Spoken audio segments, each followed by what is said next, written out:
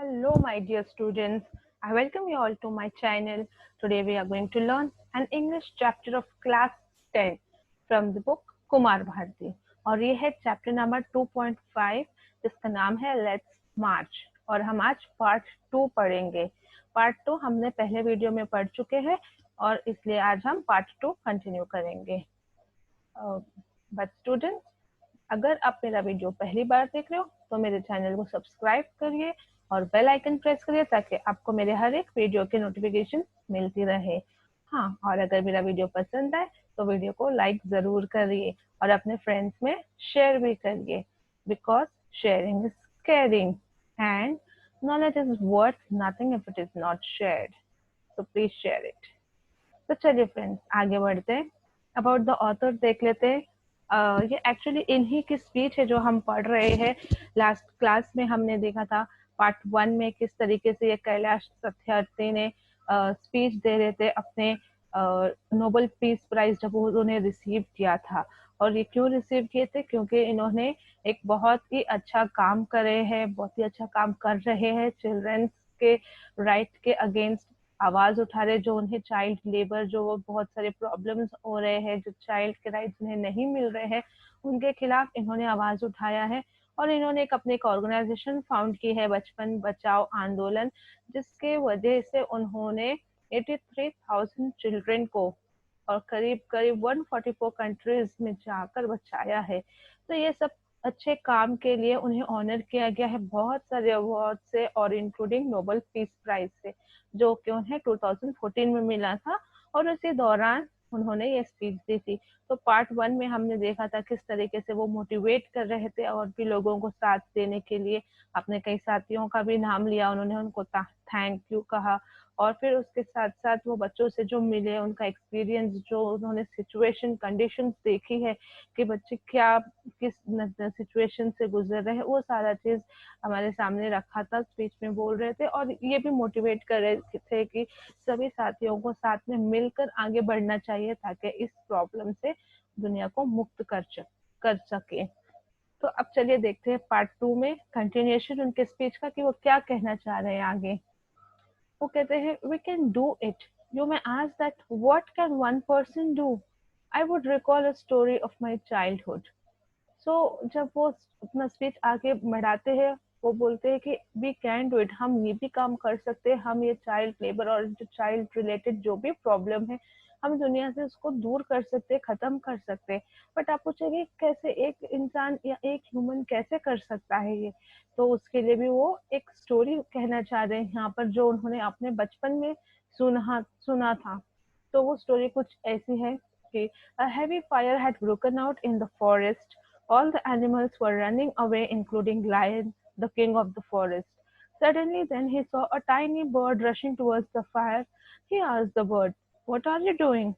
To the lion's surprise, the bird replied, I'm going to extinguish the fire.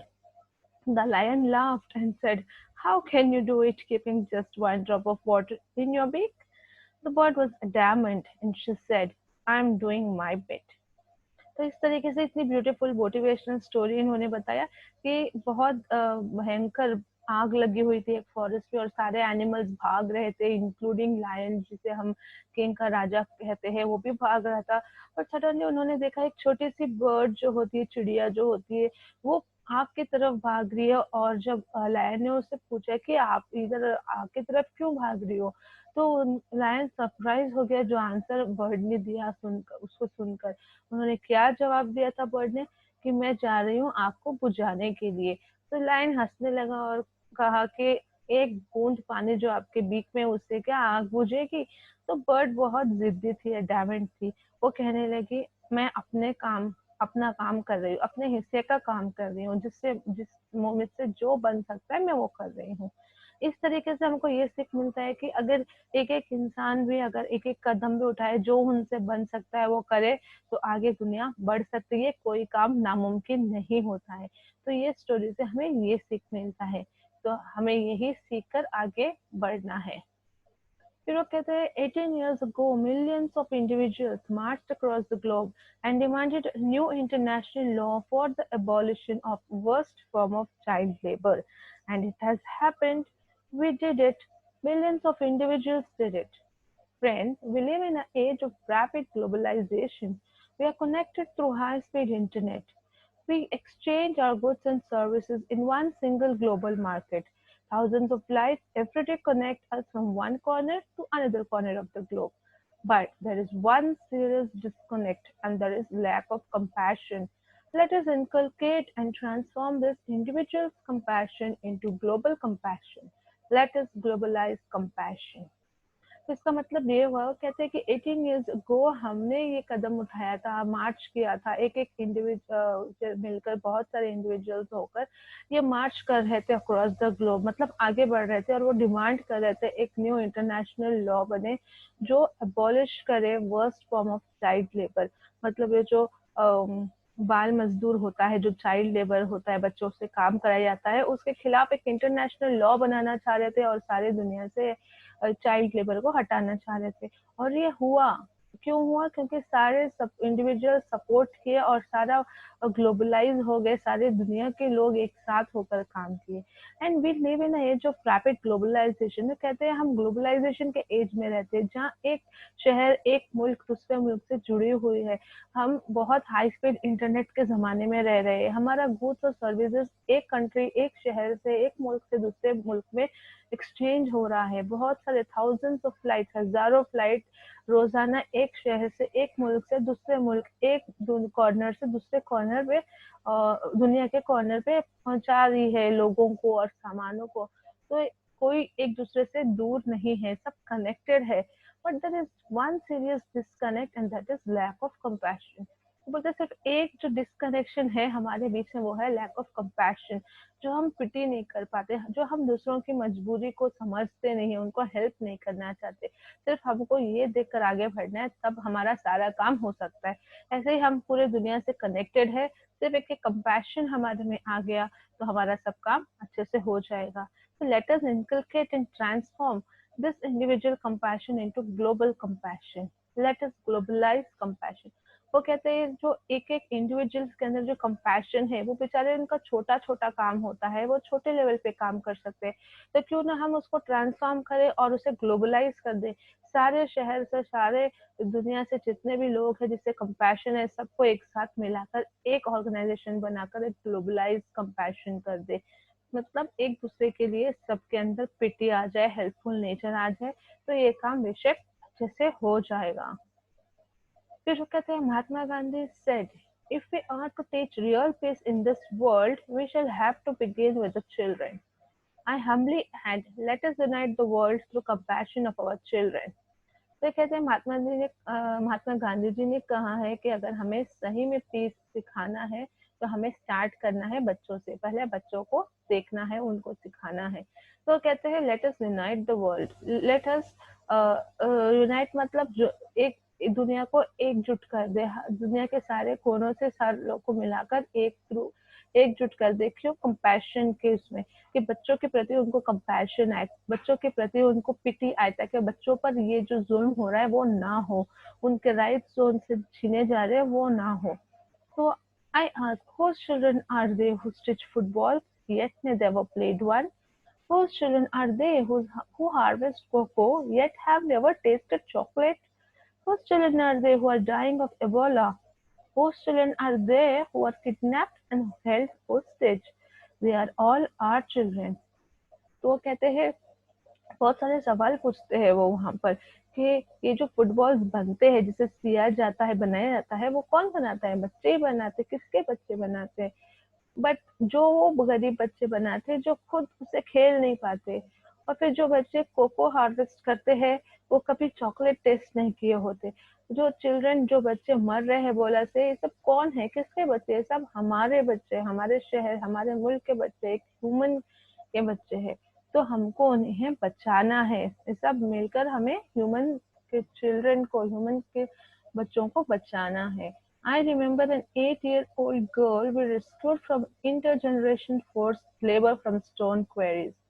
When she was sitting in my car right after her rescue, she asked me, "Why did you not come earlier?" तो कहते हैं, जब मैंने एक 8 साल के बच्चे को बचाया था एक लेबर, फोर्स्ड लेबर के स्टोन क्वेरीज की जगह से, जहाँ पर खुदान का काम होता है, पत्थर तोड़ा जाता है।